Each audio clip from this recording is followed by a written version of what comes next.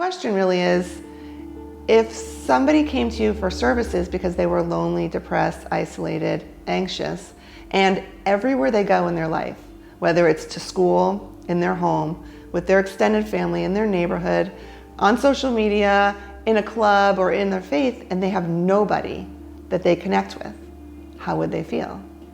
Expanding social supports is so important for professionals, whether it's you're working in the behavioral health field or the child welfare field, probation, education. Most professionals work in their own discipline. And so if I'm a therapist, I believe my responsibility is to work with the client to help them better whatever they're struggling with. If I'm in the child welfare field and I'm a professional, my job is to make sure that the family is safe, that the children are safe, and that the family can be stable and supportive on their own. Probation, same thing. I'm focusing on safety to the community. But what we don't do, what we fail to do, is to make sure that the families that we're working with actually have access to support systems.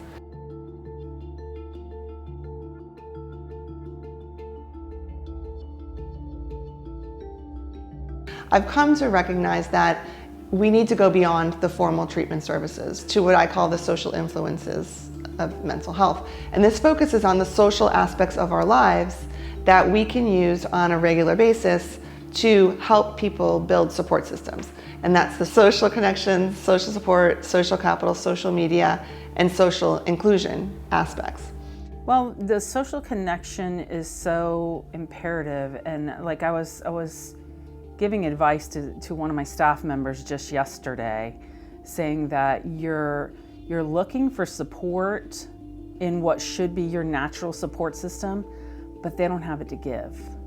It's hard when you face that reality that, wow, the people I'm supposed to count on the most, I just can't, because they in some way were not equipped to care for my emotional needs and support me.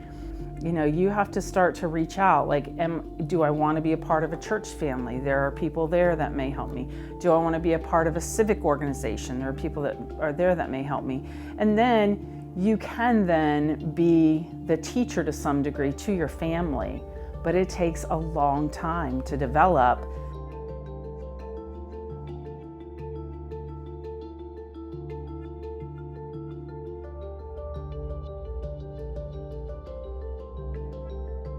There was some preliminary research that people who were struggling with some addictions, those faith-based agencies and organizations that use faith to support these individuals had better outcomes than secular, and long-term recovery.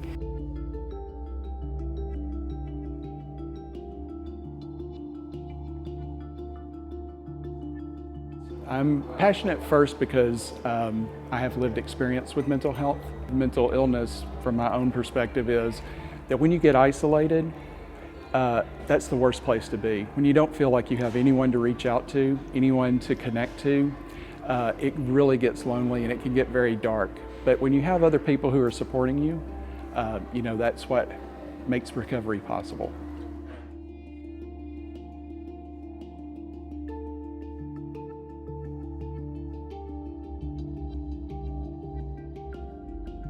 Like, one of the activities that I really love to do is, it's an ecogram, which is a clinical tool that's frequently used, and we've just adapted it to the social support system.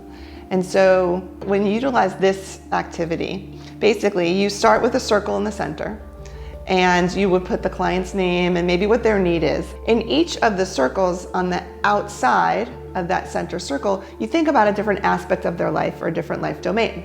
So say, for example, on this top circle, we might say school. So the question is, when you're at school and you're feeling lonely or isolated or depressed, who would you turn to? My math teacher, my guidance counselor, my friend, my cousin. And you write that in there. And then the next circle, you might say in your home, the place where you live. If you're feeling lonely, isolated, depressed, who would you turn to? My mom, my brother, my dog, whatever, you write that in. And you just go, every person has different domains in their lives. So you just go domain by domain, domain, and ask them who are the people that could connect you. So one or two things will happen from this activity. Either one, you and the client together will realize they have much more support than they realized. And now we just need to figure out, how do we access that support when somebody needs it. Or you could realize that they literally don't have anybody in their lives because every circle is nobody, nobody, nobody.